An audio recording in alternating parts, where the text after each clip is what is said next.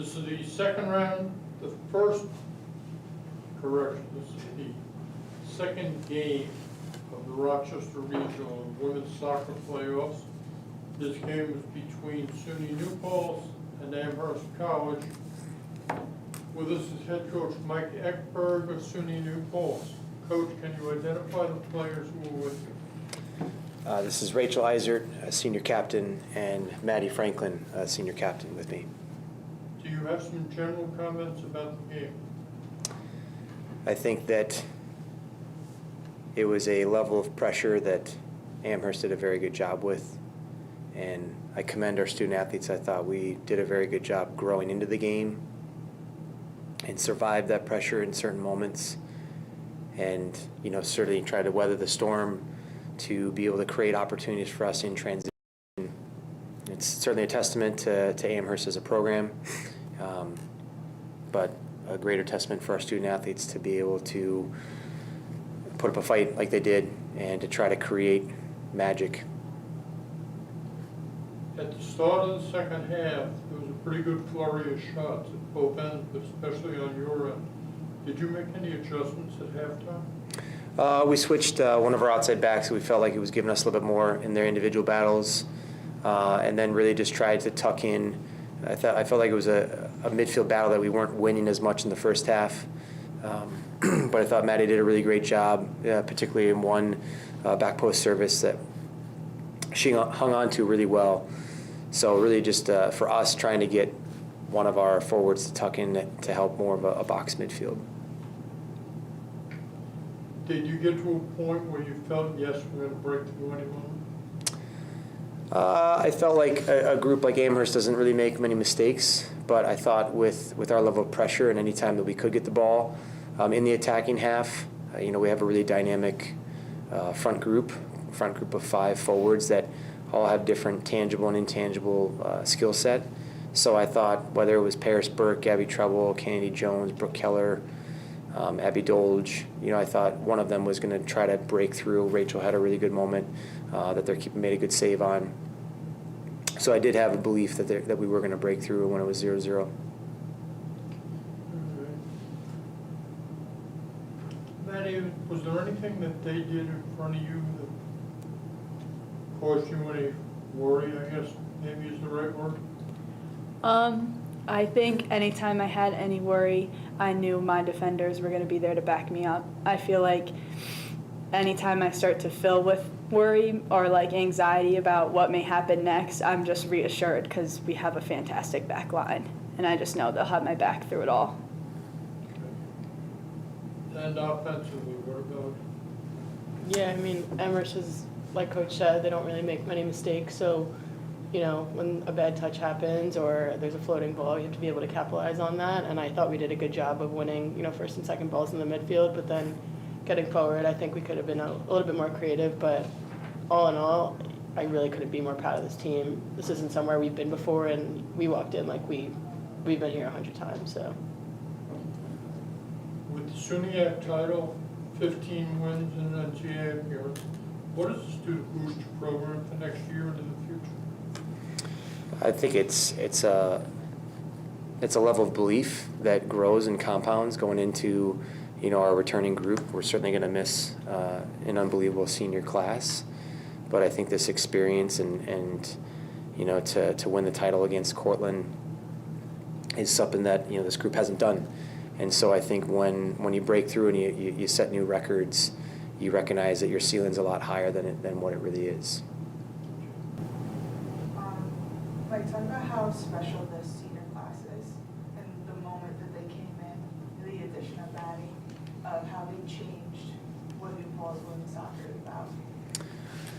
Yeah, I think they came in with, I still remember one of our very first practices, Rachel as a first year, and a senior captain coming over to me and just recognizing how good a freshman forward was.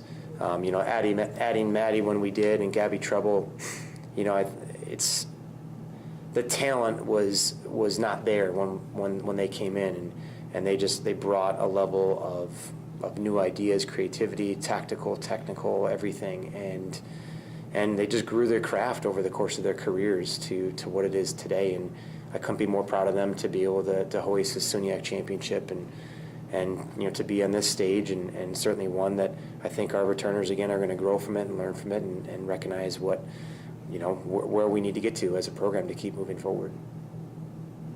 Rachel, Maddie, I know last year you were dissatisfied with the way it ended. You made a goal for each other and for yourselves about getting to a certain place. I know it just happened, but how special was this run for you guys in your final years in a storied career for both of you? I feel like it's easy to look at it and say that winning the SUNYACs and making it here was our goal, and obviously it was, but we had a lot of little goals that we had to accomplish every step of the way, and I feel like those were like our biggest accomplishments, like spending time together, like making sure we all had a fundamental belief in each other and in ourselves so we can make it as far as we did. And I feel like that's something that we can really hold our head up high about. Yeah, I don't know if unsatisfied was the word last year, but more unfulfilled as a team, because we knew there was more for us and knew there was a level that we hadn't tapped into yet. And I think we took the spring season and we took a week team trip in a foreign country, and we built new connections and we built something so special that we carried into August, and it continued to build for 3 months straight, and it was probably the coolest thing to see. Every single day, every single player was bought in to every practice, and that comes from each other, and that also comes from a coaching staff who makes you believe in what we want to do here. And you can't ask for anything more from a team. So. And Mike, about these two leaders, like beyond the talent that they bring, how pivotal was their leadership in the success of this program?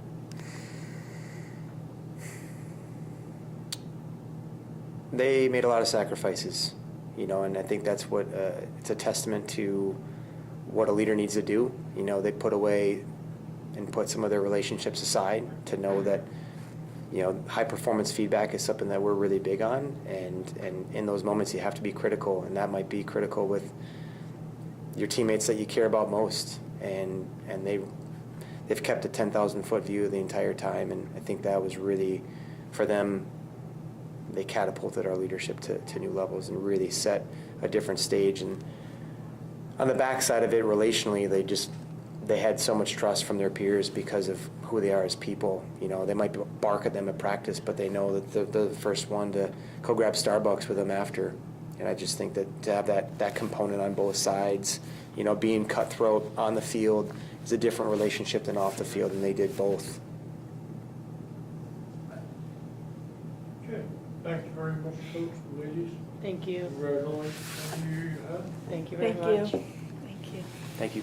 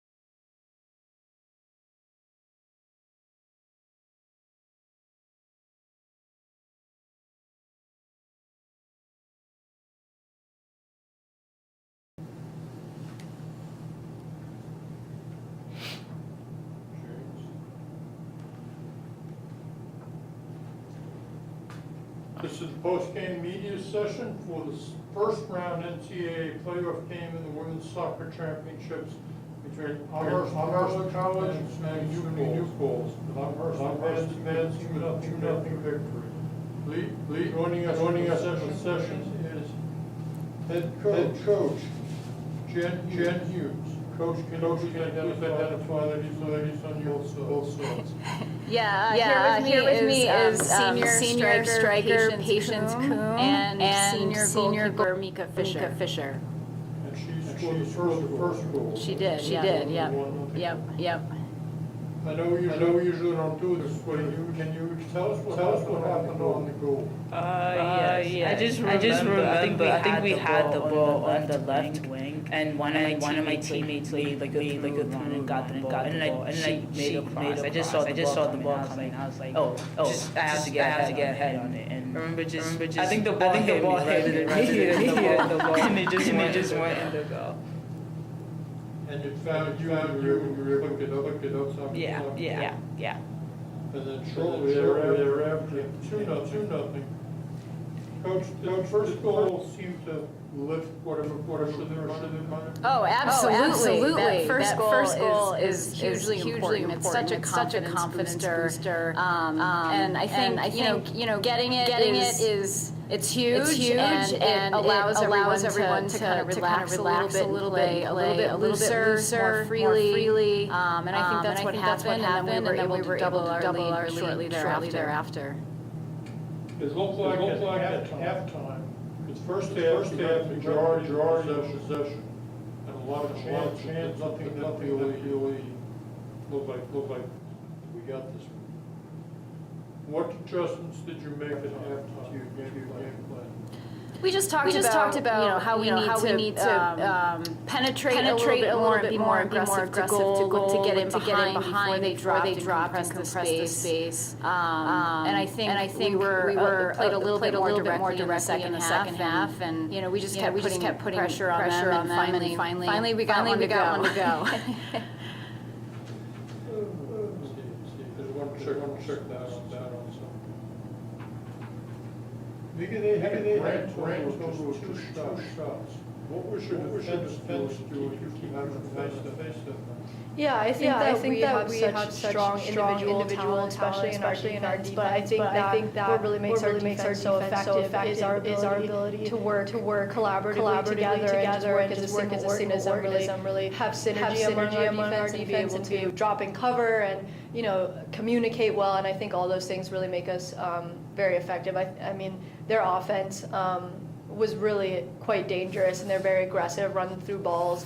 So I think that 2 shots does not really, I feel like, convey the aggression and the talent that they had up top. So I feel like even though they only had and we limited them to 2 shots, that it felt like our defense was a lot more lights out and their talent was pretty strong, and so we had to be on our game the entire 90 minutes. I know second half they came out where they had a little bit more of the ball, and they did manage to get a couple of shots, or at least maneuver around in the box. Was there anything they were doing that changed what you were doing? Not entirely. I think that they just being down in the latter part of the second half, they just had to throw numbers forward, and so we have to adjust, and momentum shifts throughout the course of the game, and especially in that half. So I think just us being able to respond and be resilient in the face of them having the momentum at some periods of the second half was really important, and being able to stay calm and composed throughout the entire second half. Matt, did you have anything? Going into tomorrow's matchup with Rochester, is there anything any of you guys would point out that you would want to work on or switch up, anything like that, going into this round 2 matchup? Well, we've all season long we've talked about focusing on what's right in front of us. We haven't looked ahead to Rochester yet, so we don't have a specific game plan yet, but rest assured we will at 3:00 tomorrow. Okay. Thank you very much, ladies. Thank you. Congratulations. Thank you. Thanks so much.